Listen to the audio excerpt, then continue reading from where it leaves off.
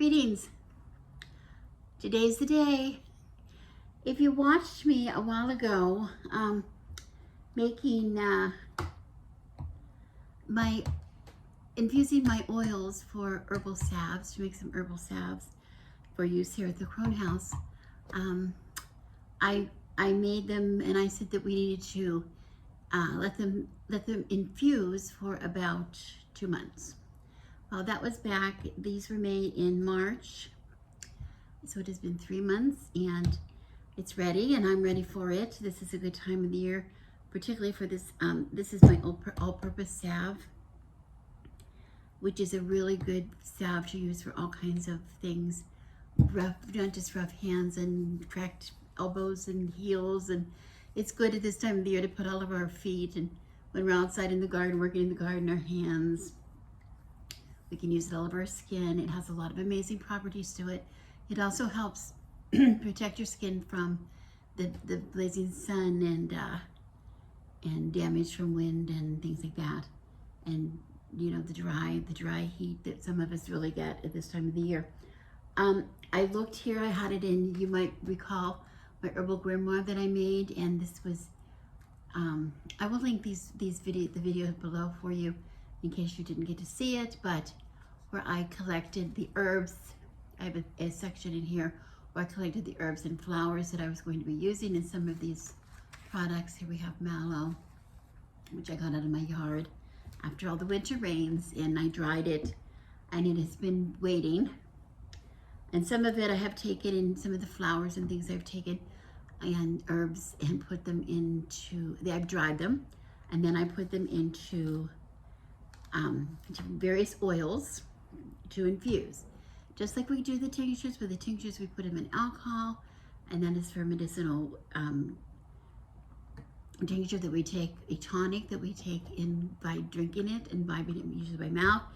And this is a salve that we will rub on the skin. This is a potion. And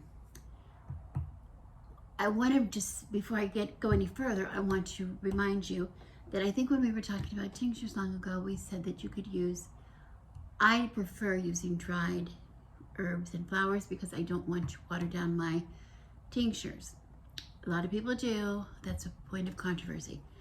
But when you're making an oil to use for salve or skin cream or something like that, you need to use dried product. You need to use dried herbs, dried flowers, dried leaves. Whatever you put in there has to be dried. You don't want to put the fresh in your oil. First of all, you're going to let it sit for maybe an indefinite period, but at least 2 months and possibly more. When you put herbs in oil, you're going to introduce some things you don't want in there. They're going to spoil in there, get rancid, or get some, you know, some bad toxicity in there you do not want. We want them to be completely dried, and then they're safe to put in the oil. Even in that case, we want to keep shaking it. And I put this on my windowsill or down by my window where it gets a lot of,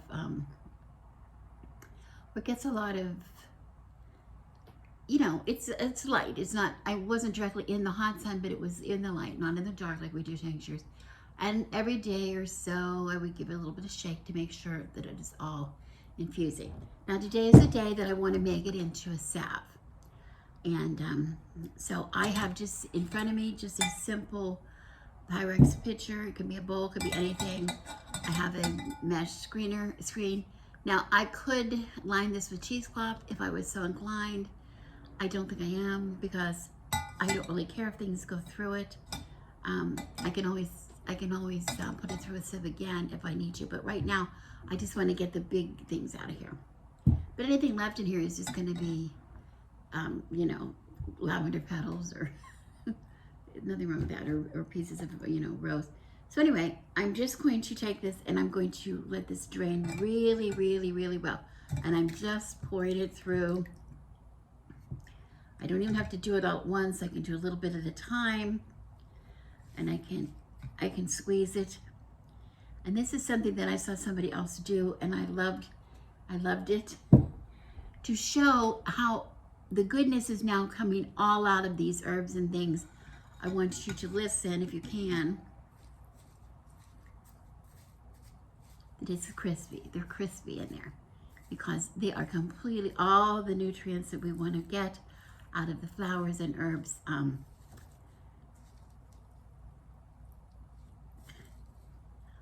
They're finished. They're cooked. They're cooked, we will say, okay? Not likely to keep anything more. So there's no reason to save these to use them for anything else.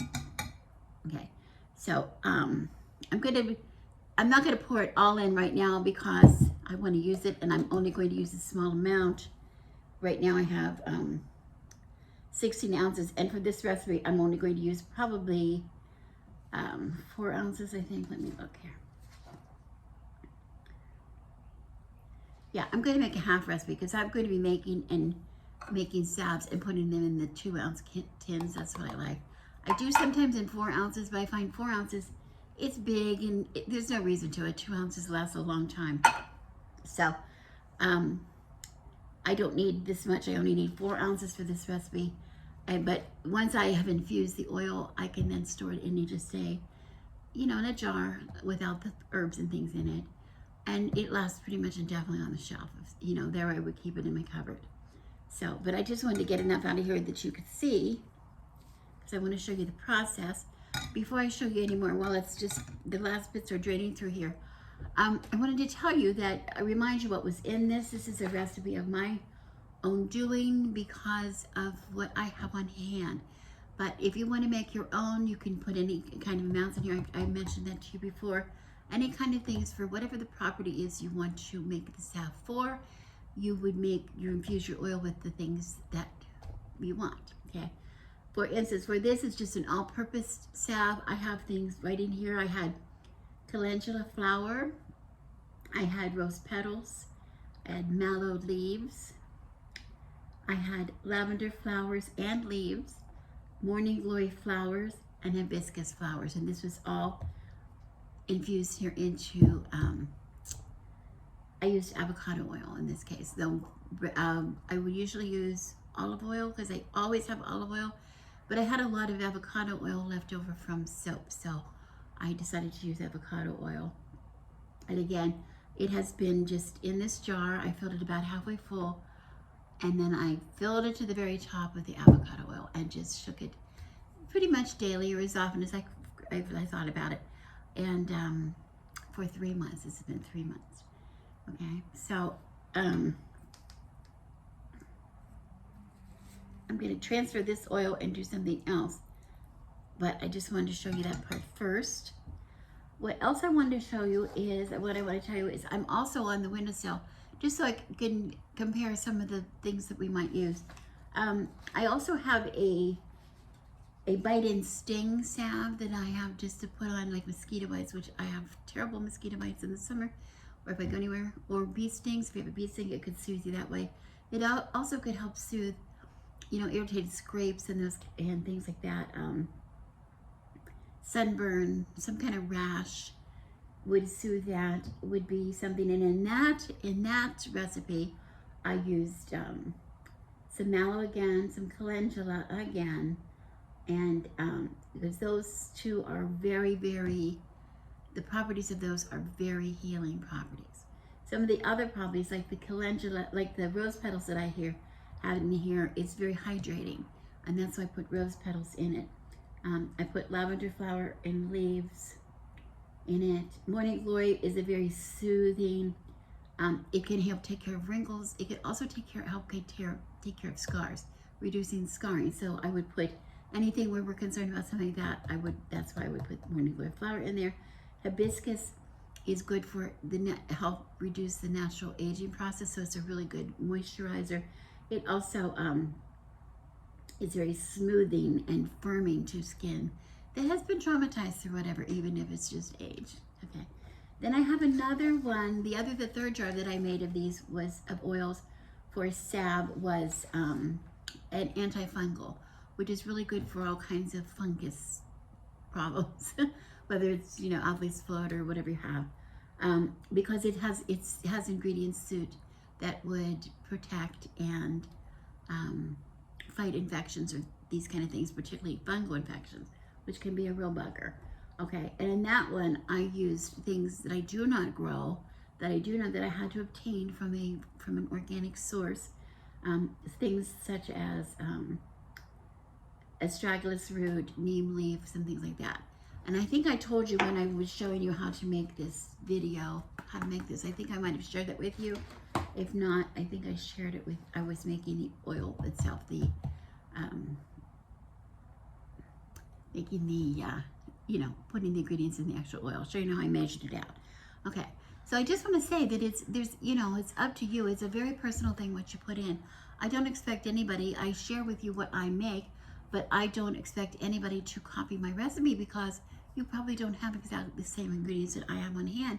And to be honest, I don't always have the same ingredients on hand. Some years I have a lot of, something else. Maybe I'll have a lot of chamomile, or I have a lot of nasturtium, or I'll have a lot of, dandelion, or whatever. I want to use what I have. So I would say, what are the properties of these things? Look up what are the properties. And then those are the things that I would put in a salve or a tincture, whatever, where I want those properties in that finished product. So that's how we do it, okay? So I'm going to show you the next step. Now I'm going to take enough of this out.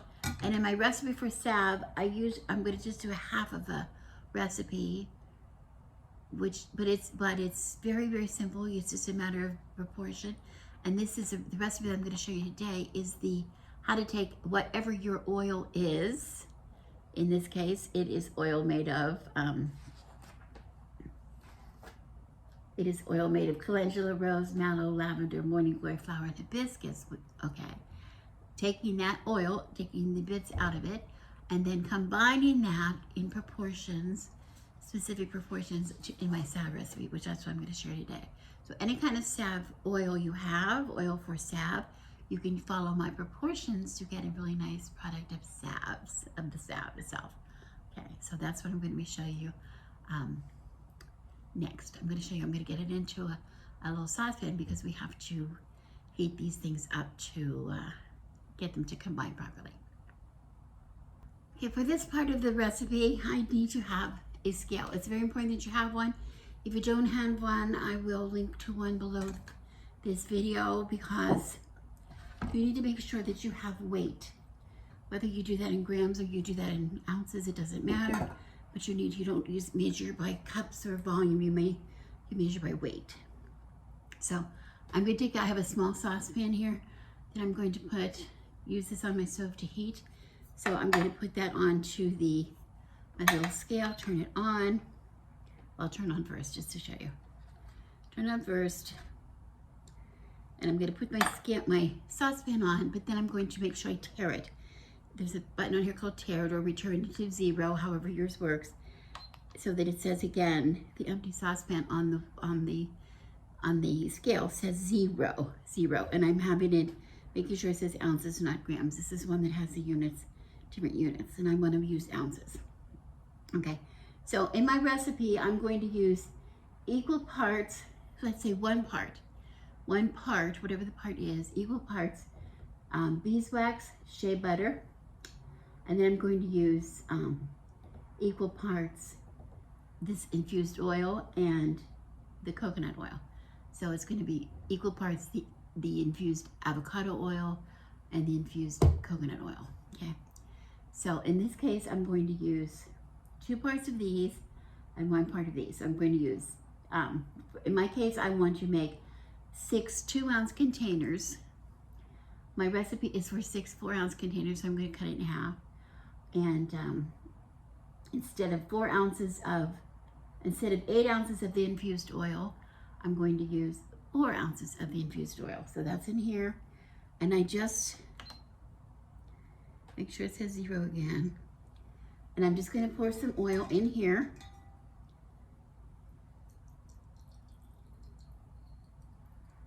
Until it says, how many ounces? Until it says 4 ounces. Okay.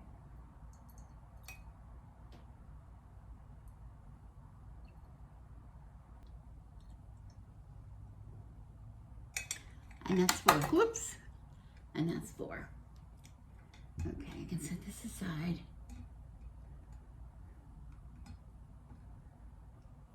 actually, I'm going to clean this off real well,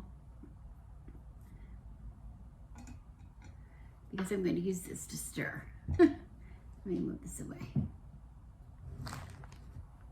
Out of my way here. Okay. So I'm just going to wipe this off on my towel so that I don't have any bits of herbs on it, because I don't want to add any more. And I really don't see anything in there at all. Came out pretty well. Okay, so I have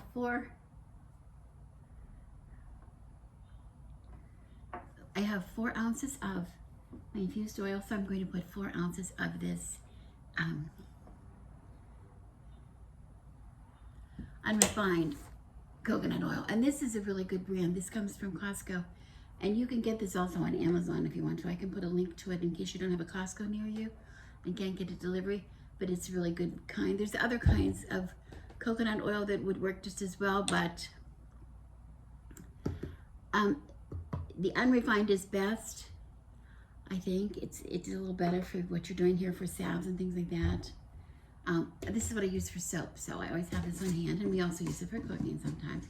So again, I'm going to take equal parts with my oil, with the infused oil, so I'm going to take equal parts, and since I used 4 ounces of this, I'm going to add 4 ounces of this. So I'm going to spoon it out. It's a little bit hard. It's a little soft because it's coconut oil. When it gets, cold, when the cold room, it gets hard, and in a warm room, if it's real hot outside, it'll be liquid, but it doesn't really matter because we're going to melt it, and we're going to put in beeswax anyway, so it's going to stay the same consistency. So I have 4 ounces, and now I could tear this again, so it says 0 again. Now it says 0, so I wanted to say, again, 4 ounces. I could have just added the math in my head, but this is easier, not as confusing. So I have 4 ounces. So I'm at 2.5. I haven't done this in a while, so I'm not sure how much to add. I'm at 3.9. I just need to go to 4.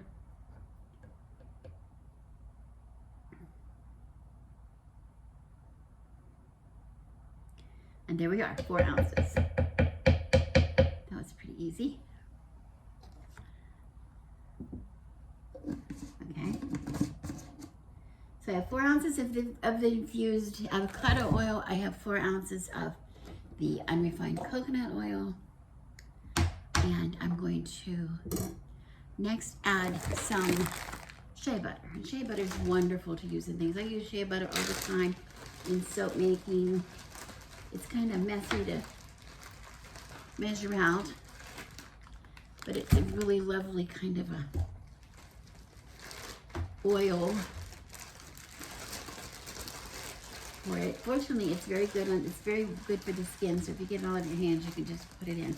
And again, this now I need, since I had 4 ounces of each of those, I need 2 ounces of this. So again, I'm going to tear it. So it goes to 0 again, and I'm just going to add, do I see 2 ounces? And it just slices off like that. It's kind of like shortening, but nicer. It's nicer. And I'm putting it on the top because then if I put too much, I can take some off. I don't have to dip my hands down in it. 2 ounces on the nose. Okay. This is such a simple process.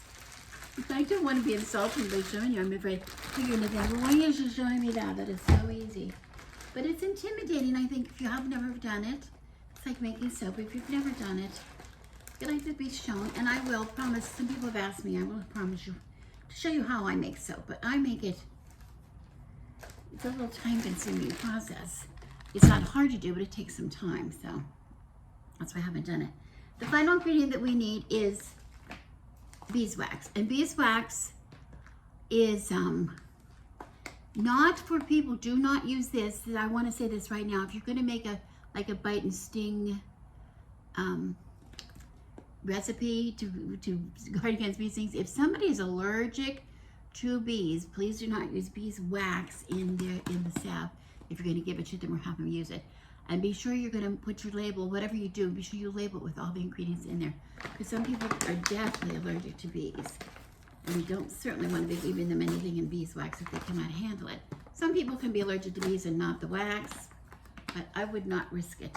I would not risk it. So, okay, in this case, I'm going to match just what I did with shea butter. So I'm going to put in, and you can buy this in solid form, or you can also buy it in these. This is just little filtered petals. It's triple pellets. You can buy it in little pastels,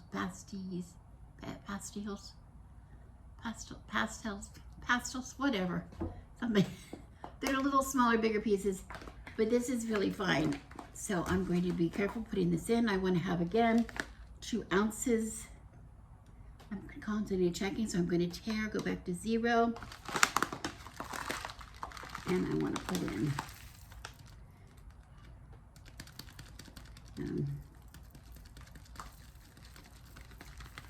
and this is the wax. This is what makes it something that you're going to, instead of it being a liquid, it's going to be a little more cream, like a creamy texture.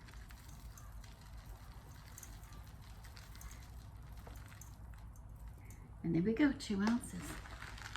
2 ounces, and that's it. That's it.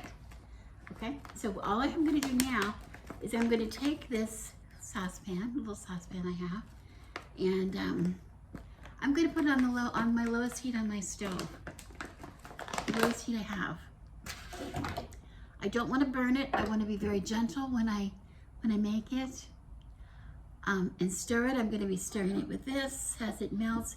I'm going to stir it, not continuously stir it, but I'm going to stir it very often because I want it to melt completely as quick as it will go on a very low heat, if that makes sense. If I do it and it takes too long with it, it's not going to be mixed quite the way you want it to be. You're going to get the stuff on the top is going to keep trying to congeal again because it's hotter, it's colder on the top because we're using such a small heat. So I just want to keep moving it and moving it. And as soon as it's ready, I'm going to take it off the heat, and then we're going to add, I will get all my tins ready to go, and then I'm going to add essential oil, and then I'm going to pour it in the tins and let it sit. I will show you that. I'll bring you back. Right now I'm just going to the stove, very low heat. I don't have to show you how to do that. Stirring, stirring, stirring until it is completely congealed, melted together into liquid. Okay. Had a little camera malfunction here. All I did was I heated up the oils like I told you to. Everything melted. I stirred well, and then I just transferred it into the pitcher, this Pyrex pitcher, so that I could pour easily out of it. And I added my essential oils before I poured it in my tins. In my case, I added about some geranium, some vanilla, and some rose. I like the vanilla because it cuts a little bit into the rose floral, but the geranium and the rose have a lot of properties that I was really interested in the oil, so I wanted to be sure to use those. As far as how much oil, it depends on the oil, but typically in this kind of a thing, you want to use the regular recipe. Usually calls for about a half teaspoon of each of your oils. So in my case, since I cut it in half, that's about a 1/4 teaspoon, which translates to about 25 drops, if you measure it that way, of each of the oils into my pitcher, stir it, and then right into the tins. And you can see the tins in front of me, and they are starting to congeal a little bit. They're going to, so as soon as they're done, I will turn the camera back on so you can see them and see how quickly. This is a very quick process. What takes the longest time, growing the herbs, collecting the flowers, doing your research, of course, but also getting them dry, getting them good and dry. I said earlier, I want to say again, that's very, very important. You can use fresh herbs, fresh flowers, fresh, plants. If you're making a tincture, you can. I don't like it. I prefer to use dry because I don't want to water down my tincture, but it's acceptable. In a salve, it is not acceptable. You're not going to like it because when you put fresh herbs in your in your oil and leave them for 2, 3, 4 longer months, you're going to have a real mess. You're going to get some bad stuff grown in that oil, and that's just not what you want. And also, you don't want the water from the herbs and flowers in your oil. Oil and water do not mix. It's not a good combination. So be sure your things are good and dry. You can do that well ahead. Remember, we talk about preparation all the time. You can prepare it well ahead of time. And when you feel like making the infusing your oils, then you can put them in your jar like I showed you in the last video. And you can leave them there until you feel like making the salve. And by the time you're making the salve itself, what we're doing today, it is a quick job because of the preparations we've already made. It's a very, very quick job. It doesn't even take an afternoon. It takes a part of an afternoon. If I didn't have to film it, it would be done. But again, I apologize that my camera did not stay on, but you're getting used to that by now, I think. So anyway, so I will just show you at the very end when it's finished. I'll turn it back on for a minute and show you. But other than that, that's it. That's really it. I haven't been sitting here too long with my oils, with my salves, and they're just about ready to put the lids on. I just wanted to show you, it's a very simple, hardly any time at all, and it's a nice soft salve. It's not real thick and it's not hard, and it just goes on as smoothly as anything. Goes into the skin. It smells wonderful. And this can be used on all kinds of, like I said, scrapes and burns and cuts and sting bites, whatever. You can even use it as a lip balm to protect yourself against the sun and the wind. It's lovely. No strong scents to it at all. It's very lovely and very natural. You can make your own. You can make your own. If you can't get your own, I'm going to be adding this and some of my other oils, salves up in the cupboard. I'll put them up in my cupboard that I will sell. But you know, give it a try. Give it a try. It's not hard to do. The only thing left to do now is put the lid on, and it'll store like this for forever. It'll store like this for a long time. You know, just don't put it in too hot of a location, too cold of a location, like any other creams or salves, you know. And that's it. Again, I will put all the links that I think you might need if you want to try to make your own and try to get some of the products. There's not that many products. A lot of them you can get locally, but also I have some Amazon links if you want to use those. I'd like to help you out, and it helps me out if you use them. So there's that. But anyway, that's it. And I will be putting up, like I said, I'm going to be doing at least the this bite and sting. What is it? The bite and sting, Crown House bite and sting. Before July. I want to get them out there try to get them out before the 4th of July, when everybody really spring to action around here. So anyway, I'll just keep a watch out. And again, let me know if you try to make your own and how you did and what kind you made, and I'd love to hear it. Okay, thank you so much for watching. As always, I'm Rebecca, the Good Wife, here at the Crone House, and I wish you blessings.